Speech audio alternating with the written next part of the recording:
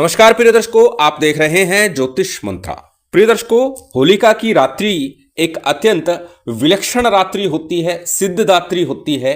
सर्व प्रकार की सिद्धियां और कार्य होली दीपावली ग्रहण की रात्रि में संपन्न किए जा सकते हैं। अनेक बार इस प्रकार की चर्चा मैं कर चुका और आज पुनः एक प्रयोग लेकर उपस्थित हूं होलिका की रात्रि के लिए।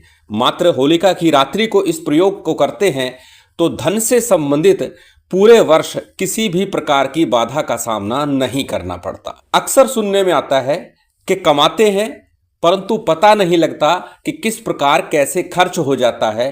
धन का संचय एकत्रित नहीं हो पा रहा, संचय नहीं हो पा रहा, जमा नहीं कर पा रहे, किसी भी प्रकार से हाथ में पैसा टिक ही नहीं रहा। जबकि कमाई बहुत है, इनकम सोर्स बहुत है, लाखों रुपए महीना कमा रहे हैं, बावजूद इसके संचय किसी भी प्रकार से नहीं हो पा रहा। गाएं बाएं किसी न किसी प्रकार से अपव्यय बन जाता है, नुकसान हो जाता है, जिससे कि एकत्रित धन खर्च करना पड़ जाता है और फिर महीने के अंत में फिर से वही ढाक के तीन पात होते हैं। किसी भी प्रकार से 1 रुपए की बचत नहीं हो पाती। यदि ऐसा जीवन में है तो इस प्रयोग को आपको अवश्य करना चाहिए। दूसरा, यदि धन को लेकर के समस्या लगातार बनी रहती है, छोटी छोटी वस्तुओं के लिए आपको तरसना होता है, सोचना होता है, दूसरों के आगे हाथ फैलाना होता है, तो भी इस प्रयोग को आपको कर लेना चाहिए। जैसे कि मैंने आरंभ में कहा, इस प्रयोग को यदि करते हैं तो धन को लेकर के पूरे वर्ष में कभी भी कमी नहीं आएगी, दिक्कत परेशानी का सामना नहीं करना पड़ेगा।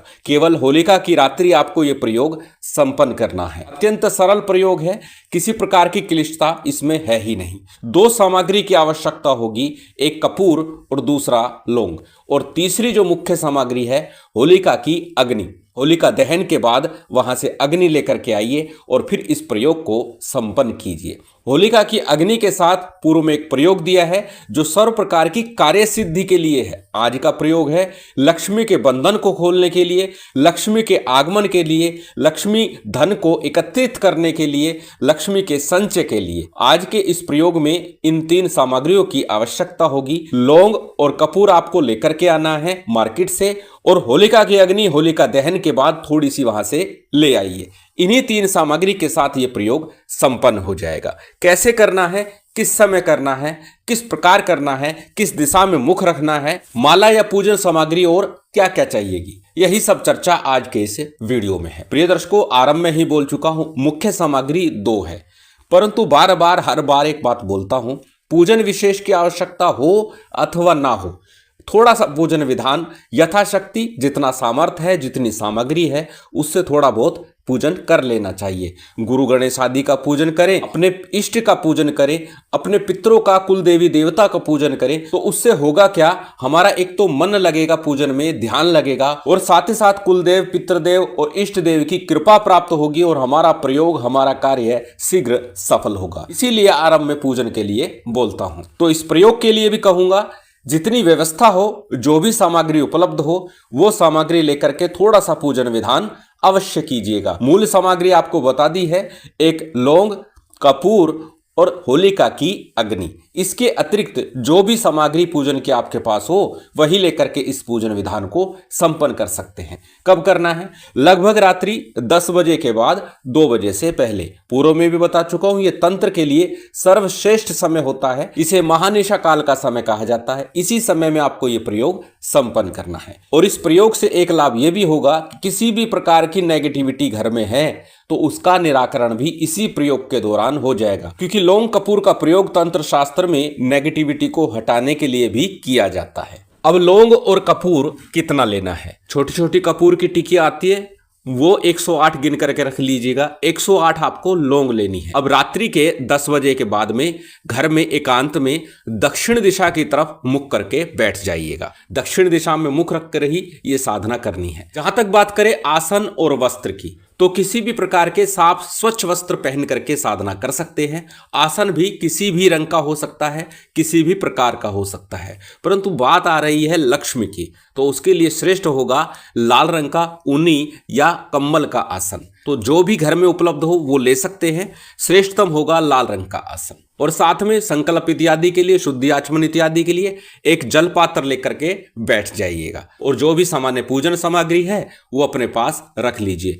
सामने किसी चौकी पट्टे के ऊपर लाल रंग का वस्त्र बिछा लीजिए। अपने इष्ट का और लक्ष्मी नारायण का या भगवान शिव का एक चित्र स्थापित कर लीजिए। सामान्य सा पूजन विधान आपको करना है। सबसे पहले थोड़ा शुद्धि आचमन कीजिएगा।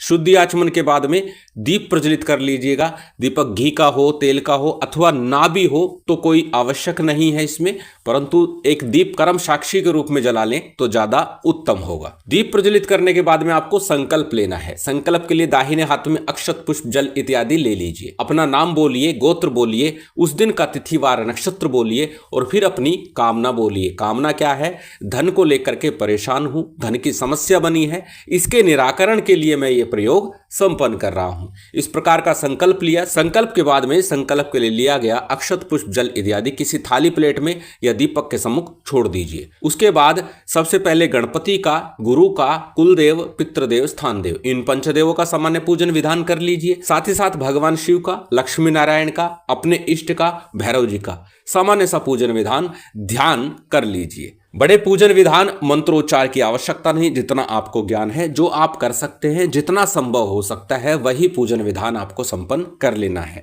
पूर्व में बता चुका हूं, बहुत अधिक ना करें तो केवल अक्षत को कुमकुम से, हल्दी से इत्यादि से रंग लीजिए और वही भाव से भगवान को अर्पण कर दीजिए। बस इतने से ही आपको पूजन संपन्न कर लेना है। इसके बाद में आपको प्रयोग करना है। अब प्रयोग किस प्रकार करना है? 108 लौंग है, 108 आपने कपूर की टिक्की ली है। साथ ही साथ थोड़ा सा कपूर और लौंग एक्स्ट्रा रख के बैठेगा। प्रयोग के लिए इतना है। उसके बाद दूसरा प्रयोग नेगेटिविटी के लिए जो बताने जा रहा हूं, उसके लिए लौंग कपूर की आवश्यकता होगी। अब क्या करना है? एक लौंग, एक कपूर का टुकड़ा जो होलिका की अग्नि जल रही है उसमें आपको डालते जाना है इस मंत्र के साथ में। मंत्र आपकी स्क्रीन पर है, स्क्रीनशॉट ले सकते हैं, किसी कॉपी नोटबुक में नोट कर सकते हैं। मंत्र को एक बार बोल करके बता देता हूं। मंत्र इस प्रकार है: ओम ऐं श्रीं क्रीं धनदायिनी स्वाहा। ओम ऐं श्रीं क्रीं धनदायिनी स्वाहा। ओम ऐं श्रीं क्रीं धनदायिनी स्वाहा। इस मंत्र का आपको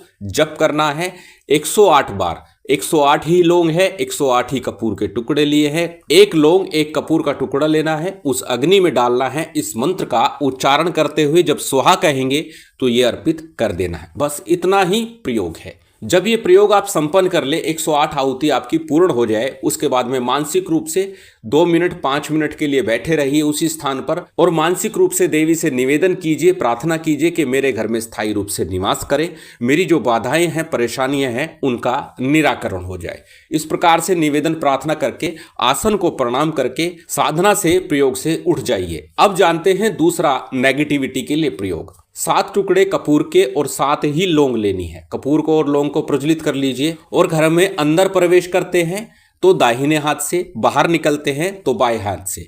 इस प्रकार से आपको पूरे घर में घूम जाना है लौंग कपूर को प्रज्वलित करते हुए और इस मंत्र का उच्चारण करना है: हुम फट, हुम फट, हुम फट। केवल इतना ही बोलना है और पूरे घर में घुमाते हुए बाएं हाथ की तरफ से घूमना है, दाहिने हाथ पर आकर के इस लौंग कपूर को वहीं कॉर्नर के ऊपर रख देना है। बस इतना ही प्रयोग है। इसी से हर प्रकार की नेगेटिविटी जो घर परिवार पर है, किसी व्यक्ति विशेष पर है, उसका निराकरण हो ही जाएगा। साथ ही साथ जो लौंग कपूर से आपने आहुति दी है वह भी अपने आप में विलक्षण है। लक्ष्मी की कृपा तो होती ही है, साथ ही साथ नेगेटिविटी का हाश भी हो जाता है, नाश भी हो जाता है। अत्यंत सरल प्रभावी प्रयोग है। होलिका की रात्रि इस प्रयोग को अवश्य करें। शिव शक्ति की विशेष कृपा आप सभी को प्राप्त हो, यही कामना है। उम्मीद करता हूं आज की ये जानकारी, ये वीडियो आपको अच्छी लगी होगी। यदि अच्छी लगी हो तो कृपया लाइक कीजिएगा, शेयर कीजिएगा। यदि चैनल पर नए हैं तो सब्सक्राइब कर बेल आइकन बटन दबा दीजिएगा। जय माता दी, जय श्री राम।